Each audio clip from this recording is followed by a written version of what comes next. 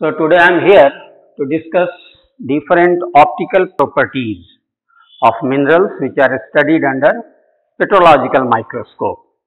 So in the previous lecture, one of the important properties, that is color and pleochroism, has been already been discussed, and how we determine the pleochroic scheme of uniaxial mineral as well as biaxial mineral. It has already been discussed earlier.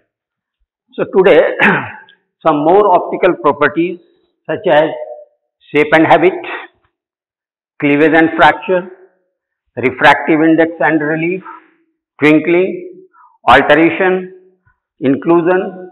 So these are the properties, important properties of minerals which are studied under plane polarized light. So let us discuss one by one. So shape and habit.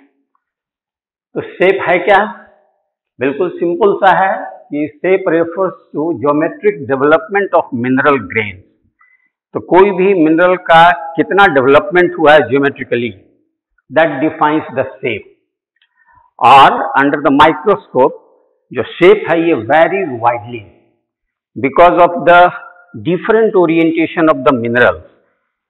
So for example, suppose a mineral is just like a cube, but in thin section it will appear differently.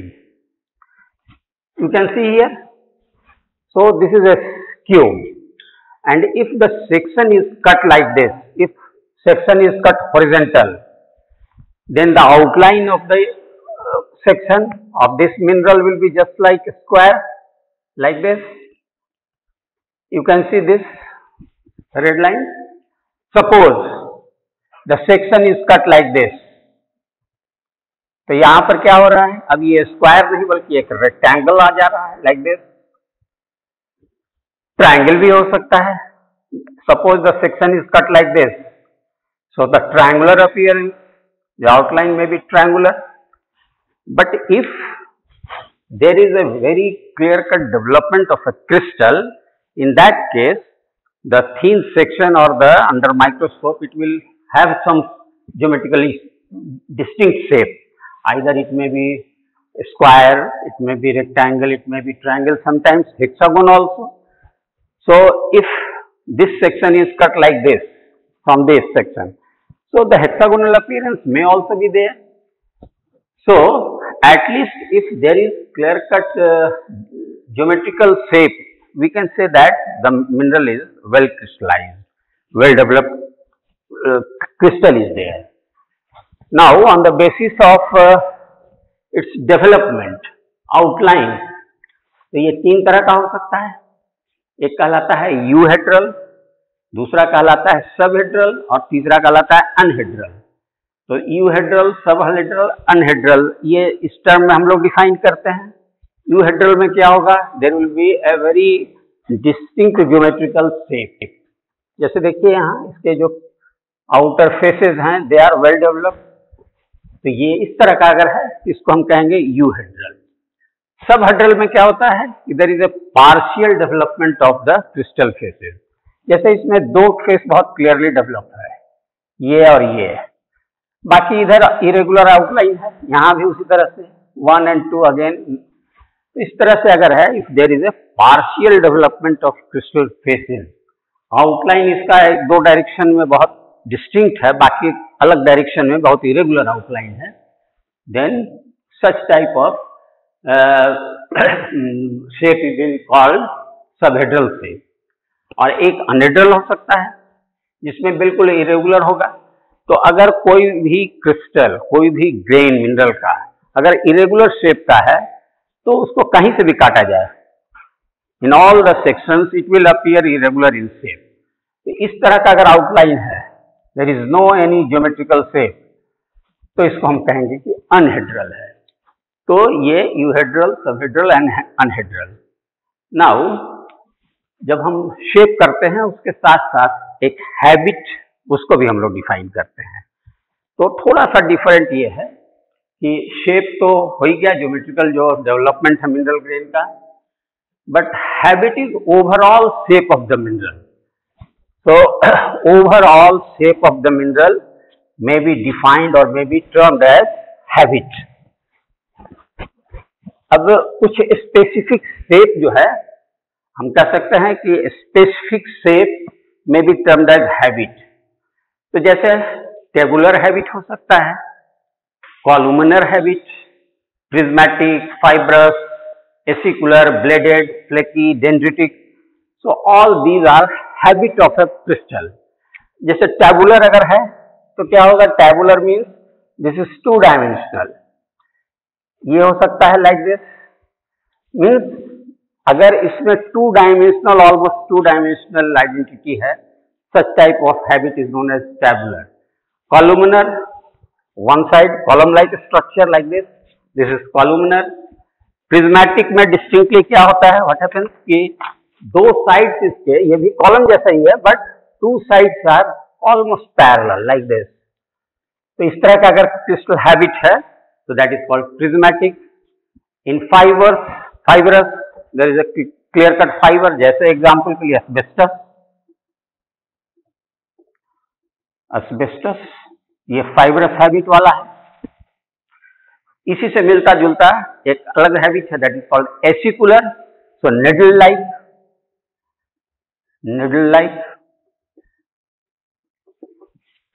तो fibrous और acicular में लगभग एक तरह का है। इसमें क्या है कि फाइबर्स होते हैं और इसमें निडल्स होते हैं। तो ये थोड़े निडल्स, स्टाउट निडल्स होंगे।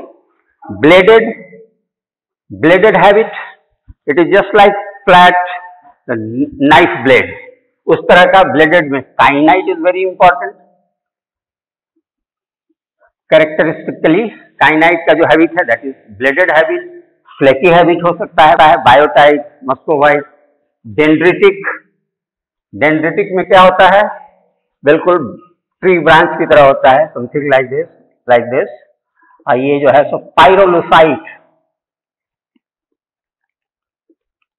पायरोलुसाइट एक मिनरल है मैंगनीज का, उसमें इस तरह का हैबिट आपको मिलेगा। So these are all different type of habit. So these shape and habit they are studied under the microscope and it is one of the important optical property. इसके बाद हम लोग दूसरा जो प्रॉपर्टी है उसको देखें। तो cleavages are weak planes along which minerals can be easily split up. Weak plane है, मिनरल को आप आसानी से तोड़ सकते हैं। और ये भी एक प्रॉपर्टी, इंपॉर्टेंट प्रॉपर्टी है, because there are certain characteristic minerals showing different type of cleavages. कुछ मिनरल्स ऐसे हैं जिसमें एक से ज्यादा सेट प्रेजेंट है। एक सेट हो सकता है मिनरल क्लीवेज का, 2 सेट्स हो सकते हैं, 3 सेट्स हो सकते हैं, समटाइम्स 4 सेट्स ऑफ क्लीवेजेस में भी प्रेजेंट। तो 1 सेट का तो बहुत कॉमन है, जैसे आप प्रिज्मेटिक सेक्शन किसी का ले लें, बायोटाइट का ले लें, हॉर्नब्लेड का ले लें, it will show 1 set of cleavage. 2 sets उसी में, बेसल सेक्शन अगर हॉर्नब्लेड का है, हाइपरस्थीन का है, तो मतलब उसमें 2 सेट होगा। But in section at least 1 set of cleavage में बी प्रेजेंट अगर है तो। But sometimes there is no cleavage, there are minerals also which having no cleavage, और मोस्टली वो क्वार्ट्ज ग्रुप वाले मिनरल्स हैं। क्वार्ट्ज है, अगेट है, चाल्सिडोनी है, बॉक्साइड में भी क्लीवेज नहीं होता है। तो these are the minerals having no cleavages. तो 1 सेट हो सकता है, 2 सेट, 3 सेट, 4 सेट। 4 सेट जो है सो फ्लोराइट एक मिनरल है, फ्लोराइट। तो इसमें there are 4 sets of cleavages. अब ये जो थीन सेक्शन में जो क्लीवेजेस हैं अंडर द माइक्रोस्कोप, जो क्लीवेजेस हैं they appear as a fine lines like this. So if all the lines are parallel to one another, so we will say that this is one set, this is one set. But if there is cleavage in another direction like this, intersecting each other, so this is two sets. So under the microscope, cleavage can be identified by very regular fine lines. But these cleavages again depends upon the orientation of the section. कि अगर कोई mineral है जिससे suppose एक set है, suppose one set cleavage है horizontal, and if the section is itself horizontal then cleavage will not be appear. जैसे example हम लोग ले लें बायोटाइट का, बायोटाइट या कोई भी माइका ग्रुप का मिनरल हम लोग ले लें, सपोज माइका. तो माइका में एक सेट बहुत क्लियर कट होता है and it is parallel to the basal pinacoid. Cleavages parallel to basal पिना क्वाइड.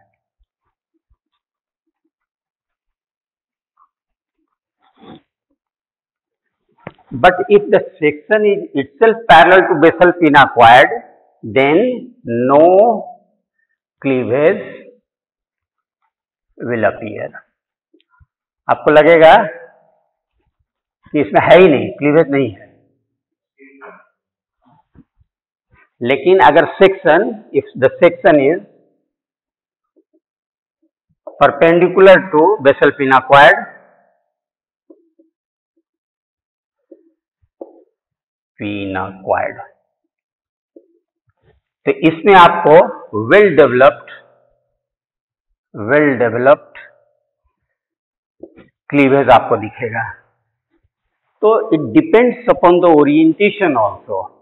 तो मिनरल में क्लीवेज हम लोग स्टडी अगर करते हैं अंडर द माइक्रोस्कोप, तो उसमें देखना यह है कि whether there is any fine lines parallel to each other और sometimes intersecting. If more than one set of cleavage is there, तो ये हो सकता है. और इसी से मिलता जुलता दूसरा जो एक है plane, that is called fracture. तो आपको जानना चाहिए क्लीवेज अल्टीमेटली रिलेटेड होता है एटॉमिक स्ट्रक्चर से, रिलेटेड टू एटॉमिक स्ट्रक्चर.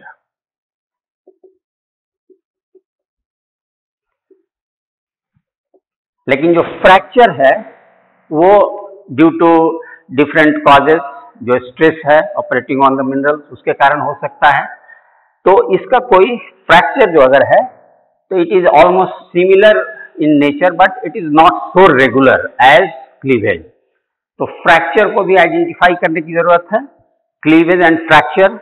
तो फ्रैक्चर और क्लीवेज में डिफरेंस सिर्फ इतना ही है कि on the one hand cleavage is a very regular and it is related to atomic structure, whereas fracture is a bit irregular plane and it is nothing to do with the internal atomic structure. It is just superficial or due to the application of pressure or stress. So cleavage and fracture, this is also one of the characteristics. So different minerals sometimes can be identified by nature of cleavage. जैसे example के लिए आपका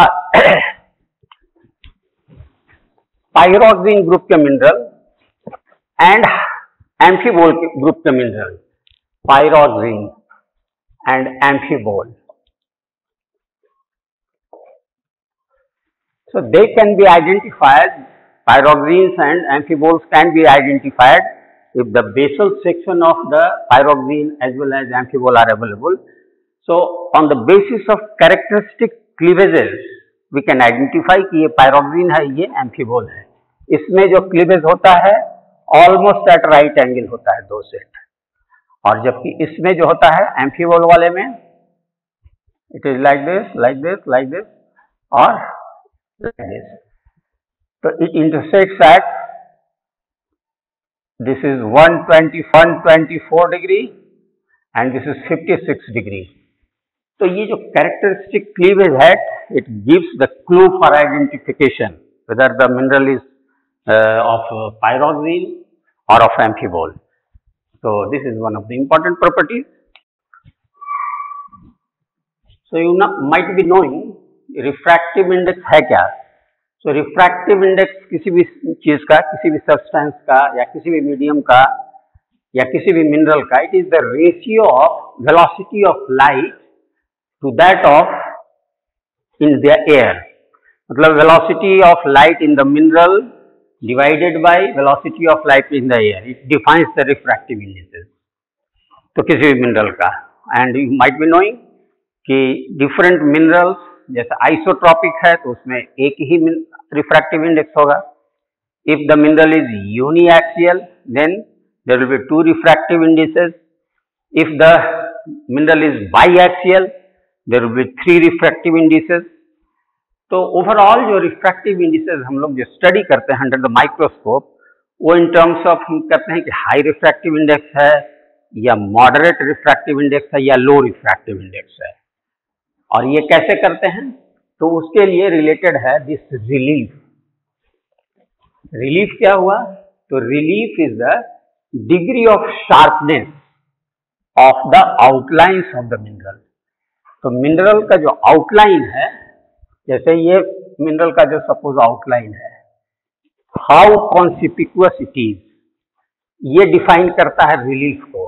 जैसे मान लीजिए एक ये है, दूसरा सपोज ये है, तो you can see the difference between these two. The relief, the boundary और the outline is very clear, very conspicuous, जबकि इसमें थोड़ा सा पुअर है. तो यही डिग्री ऑफ शार्पनेस जो है ना आउटलाइन का, that defines the relief.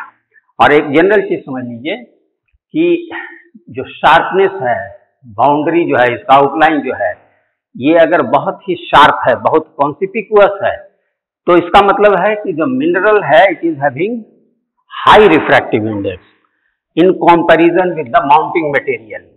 तो अगर यहाँ पर माउंटिंग मटेरियल कनाडा बाल्सम है, कनाडा बाल्सम, तो in relation to this Canada balsam इसका जो रिफ्रैक्टिव इंडेक्स है ये हाई है.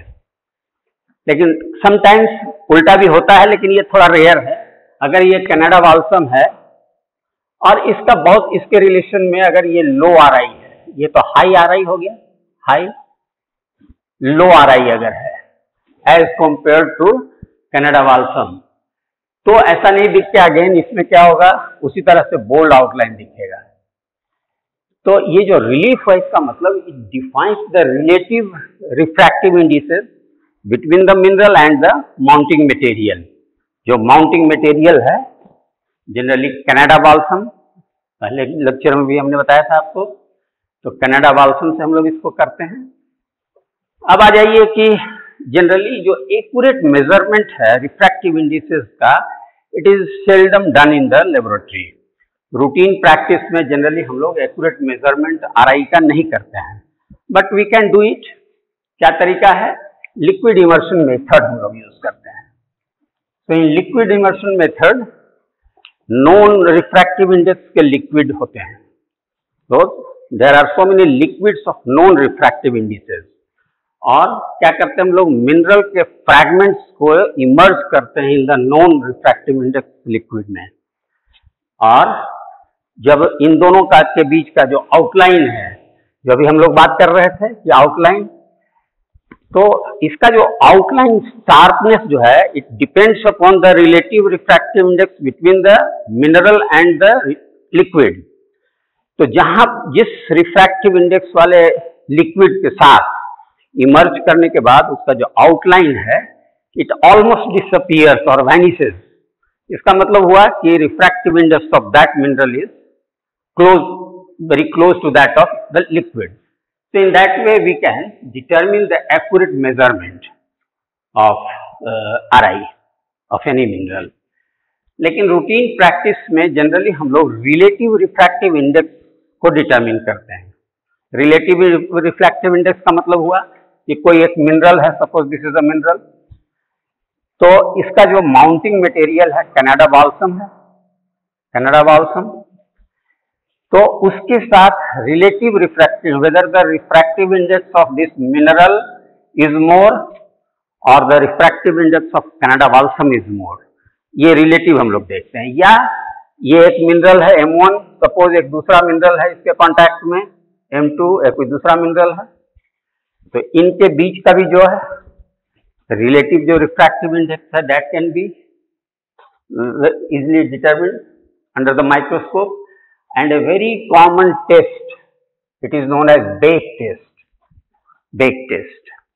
तो बेक टेस्ट करके हम बता सकते हैं कि whether the refractive index of mineral is higher or lower than the surrounding material, that is the mounting material or any mineral in contact with that mineral of interest. तो कैसे किया जाता है देखिए, तो इसके लिए थोड़ी सी सेटिंग की जरूरत है। इसको जनरली हम लोग क्या करते हैं, under high magnification, high magnification high magnification में देखते हैं, यानी कि ऑब्जेक्टिव लेंस उसका पावर थोड़ा ज्यादा आपको रखना होगा, number 1।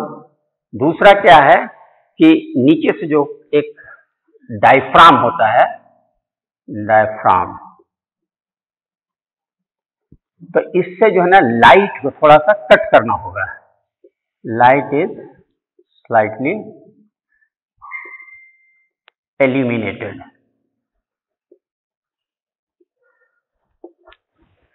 So under high magnification and allowing a particular kind of intensity of light through diaphragm, अगर एक आप मिनरल के कोई डिटैच्ड अगर ग्रेन है, that is very ideal, detached grain.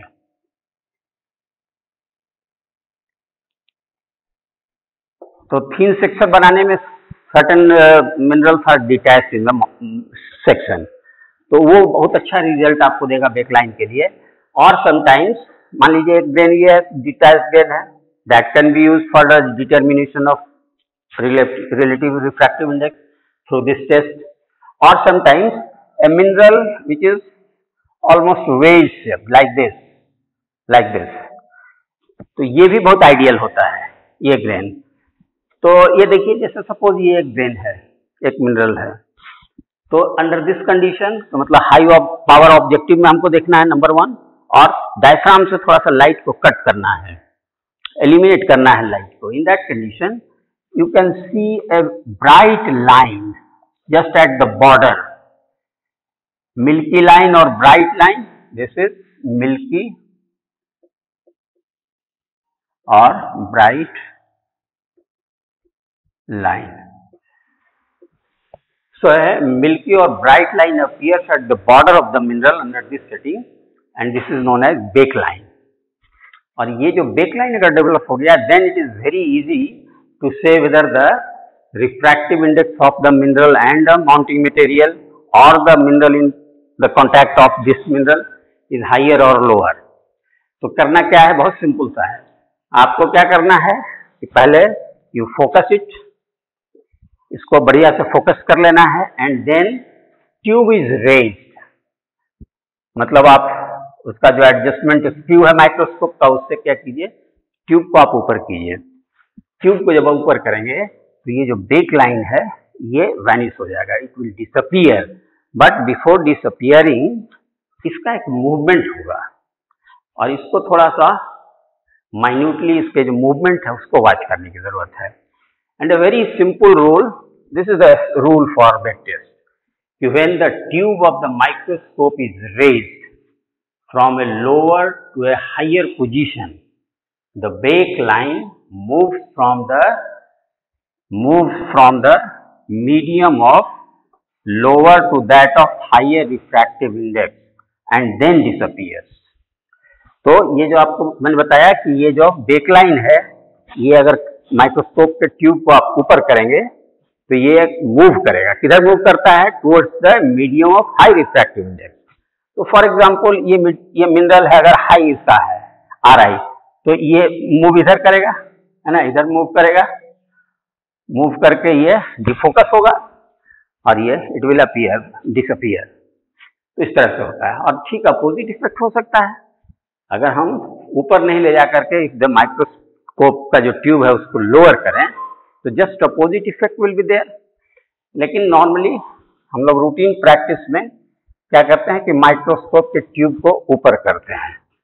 And just to memorize, this is the simple rule. When the microscope tube is raised, the bake line move from the lower refractive index medium to higher refractive index medium, and finally it disappears.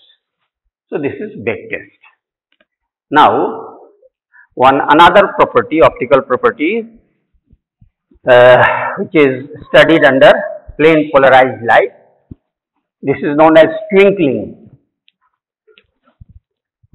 तो ये जो twinkling है ये भी कुछ minerals के characteristic property है, specially वैसे मिनरल्स जिनका हाई बाइरेफ्रिंजेंस है. Birefringence means the amount of double refraction is high.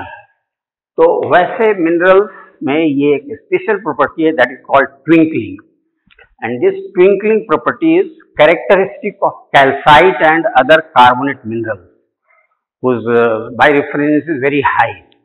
तो उसमें होता क्या है कि दो पोजीशन आपको, अगर आप स्टेज को घुमाते हैं तो we will get two positions. In one position the smooth surface, faintly defined border and inconspicuous cleavage. तो क्लीवेज में, इसमें कैल्साइट में there are two sets of cleavages. तो आप उसके कैल्साइट को अगर आप under the microscope in the plane polarised light if we observe it, तो it we may get two position. In one position the boundary is not so sharp, इसका जो outline है वो बहुत शार्प नहीं होगा. जो क्लीवेज है टू सेट्स ये भी उतना शार्प नहीं होगा, और उसका जो सरफेस है ना, अपर सरफेस, ये भी आपको बहुत क्लियर स्मूथ दिखेगा. और ठीक 90 डिग्री का अगर रोटेट कर दें, देखो this is the orientation of ओरे, मतलब इस कैल्साइट का ये ओरे है. इसके बाद जैसे अगर हम लोग घुमा दिए, ये पोलराइजर का vibration direction, this is polariser. इसको अगर हम 90 डिग्री घुमा दिए तो व्हाट हैपेंस, ये एक पोजीशन मिल सकता है in which the surface appears rough and pitted. दूसरा है कि इसका जो आउटलाइन है ये जो बहुत बोल्ड दिखेगा, ये बोल्ड दिखेगा, और क्लीवेज बहुत कॉन्स्पिकुअस होगा. यहाँ का ठीक उल्टा इफेक्ट होगा. तो ये दो पोजीशन है. तो if we rotate the microscope stage rapidly, what will happen, specific effect will come and this called twinkling. तो ट्विंकलिंग में होता क्या है कि आपको थोड़ा एक चमक दिखेगा, है ना, मिनरल के सरफेस से एक चमक दिखेगा on the quick rotation of the stage, and that is due to this phenomenon. At one position the relief is comparatively smooth, outline is not very clear, cleavage भी नहीं उतना दिखेगा, और दूसरा पोजीशन ये है. तो क्विक रोटेशन में एक स्पेशल इफेक्ट होगा दैट इज कॉल्ड ट्विंकलिंग. तो इसको भी हम लोग करते हैं. तो there are certain minerals showing twinkling effect, calcite is one of them. और भी दूसरे जो मिनरल्स हैं कार्बोनेट वाले, एरागोनाइट है, डोलोमाइट है, उसमें भी ये इफेक्ट आपको मिलेगा. तो ये एक प्रॉपर्टी ये है. और दो प्रॉपर्टी और हम लोग अंडर प्लेन पोलराइज्ड लाइट में स्टडी करते हैं. वो है, एक है ऑल्टरेशन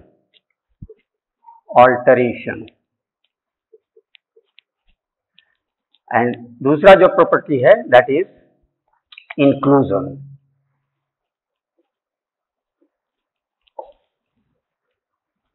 तो ऑल्टरेशन एंड इंक्लूजन ये भी मोस्टली हम लोग प्लेन पोलराइज्ड लाइट में देखते हैं, लेकिन ऐसा हार्ड एंड फास्ट रूल नहीं है.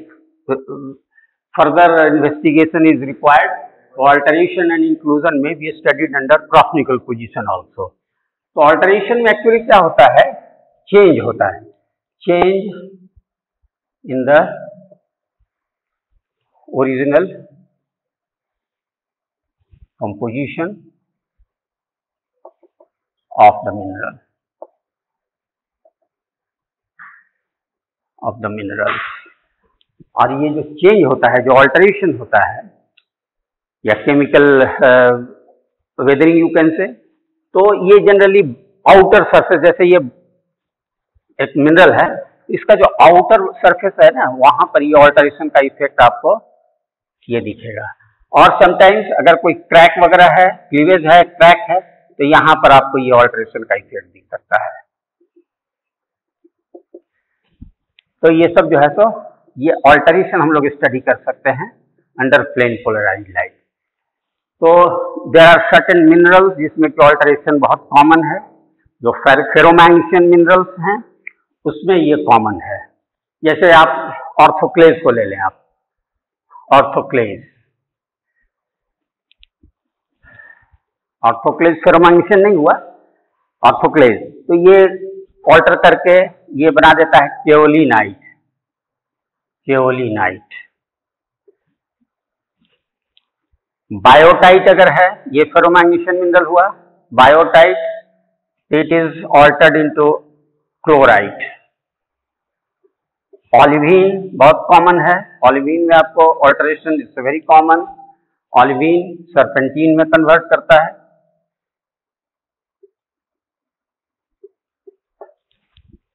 तो इस तरह से हम लोग ऑल्टरेशन स्टडी कर सकते हैं अंडर प्लेन पोलराइज्ड लाइट। एक है कि इंक्लूजन्स भी समटाइम्स इंपॉर्टेंट हो सकता है। इंक्लूजन एक्चुअली क्या हुआ, this is nothing but the impurity in the minerals. तो कोई भी एक मिनरल अगर है, उसके अंदर अगर कुछ स्मॉल ग्रेन्स आपको दिख रहे हैं किसी दूसरे मटेरियल का, तो that is said to be ये इंक्लूजन है, दैट इज इम्प्यूरिटी है। तो ये इम्प्यूरिटीज कुछ मिनरल्स का कैरेक्टरिस्टिक है, जैसे स्टोरोलाइट है, क्वार्डियराइट है, इसमें आपको इम्प्यूरिटीज मिलता है, इंक्लूजन मिलता है। क्वार्ट्ज वगैरह है तो उसमें थोड़ा कम है, लेकिन अगर है तो आयरन ऑक्साइड का इम्प्यूरिटी हो सकता है। इस तरह से sometimes alteration and inclusion are also studied. तो ये हार्ड एंड फास्ट रूल नहीं है कि ऑल्टरेशन एंड इंक्लूजन को हमेशा आप प्लेन पोलराइज्ड लाइट में देखिए। अगर इम्पॉर्टेंट है वो इंक्लूजन या alteration, if it is important and if detailed study is required, then we can go for cross-Nichols position also. So in the next video we will discuss the optical properties of minerals under cross-Nichols position, and that property includes interference figure, interference color, birefringence, extinction, twinning, etc. So in the next video we will discuss that. So thank you very much.